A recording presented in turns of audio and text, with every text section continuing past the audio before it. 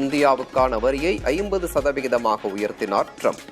அமெரிக்காவின் கூடுதல் வரி விதிப்பால் இந்திய வர்த்தகம் பாதிக்கப்படும் அபாயம்.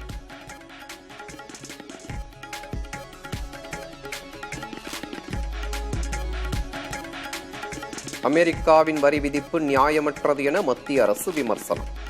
நாட்டு நலன்களை பாதுகாக்க அனைத்து நடவடிக்கைகளையும் மேற்கொள்வோம் என உறுதி.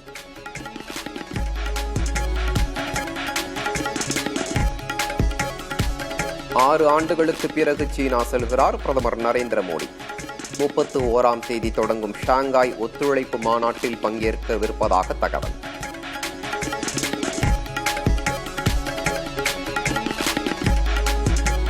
அமெரிக்கா வரி விதிப்புக்கு எதிராக பிரதமரின் மௌனத்திற்கு அதானி விவகாரமே காரணம்.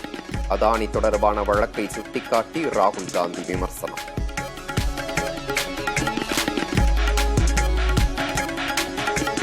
தமிழகத்தின் பொருளாதார வளர்ச்சி 11.19 விழுக்காடு உயர்ந்துள்ளதாக முதல்வர் ஸ்டாலின் பெருமிதம்.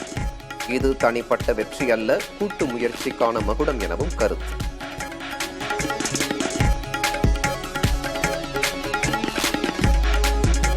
அரசு திட்டங்களில் முதல்வர் பெயரை பயன்படுத்த தடை இல்லை என உச்சநீதிமன்றம் உத்தரவு.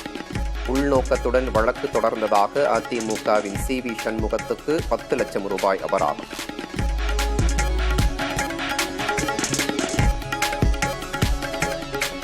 தேர்தல் வருவதால் மக்களை ஏமாற்ற முதல்வர் நாடகமாடுகிறார். உங்களுடன் ஸ்டாலின் திட்டத்தை சுட்டிக்காட்டி எடப்பாடி பழனிசாமி விமர்சனம். நாட்டு மக்கள்கிட்ட 46 பிரச்சனை இருப்பதாக 4 ஆண்டு கும்பகரண போல தூங்கிட்டு அடுத்த ஆண்டு தேர்தல் வருகின்ற பொழுது இந்த 46 பிரச்சனை இருக்குதுன்னு இந்த விளம்பரத்தார் எடுத்துட்டு வீடு வீடா வந்து அதிகாரி வந்து உங்ககிட்ட விசாரிச்சு அதை குறிச்சிட்டு போய் சம்பந்தப்பட்ட துறையிட்டு சொல்லி நிவர்த்தி செய்வாங்களாம். இது நடக்குமா?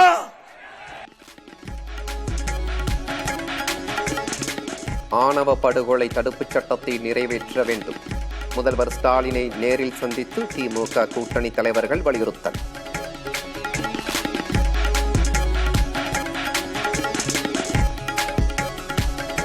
அன்புமணி நடத்த உள்ள பொதுக்குழுவுக்கு தடை விதிக்க கோரி ராமதாஸ் தரப்பு வழக்கு. ராமதாஸ் ஆதரவு மாநில பொதுச் செயலாளர் முரளி சங்கர் சார்பில் உயர்நீதிமன்றத்தில் மனு தாக்கல்.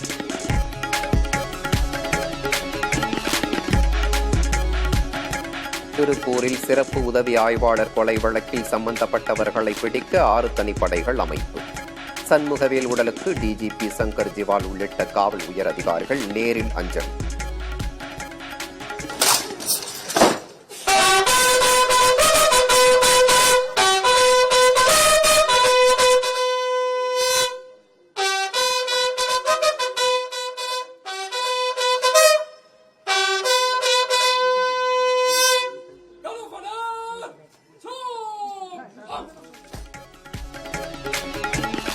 கோவையில் காவல் நிலையத்திற்கு வந்தவர் தூக்கிட்ட நிலையில் சடலமாக மீட்பு.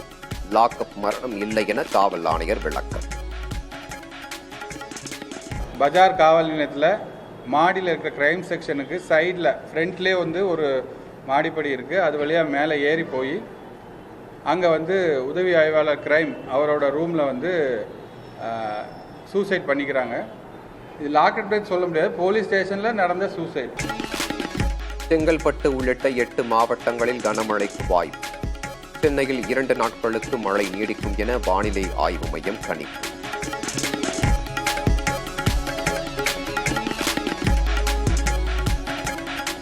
பெரும் வெள்ளம், நிலச்சரிவால் உருக்குலைந்த உத்தரகாண்டில் 2வது நாளாக மீட்பு பணி தீவிரம். பல்வேறு இடங்களிலும் சாலைகள் சேதமடைந்துள்ளதால் சிரமத்தை சந்திக்கும் மீட்பு குழு.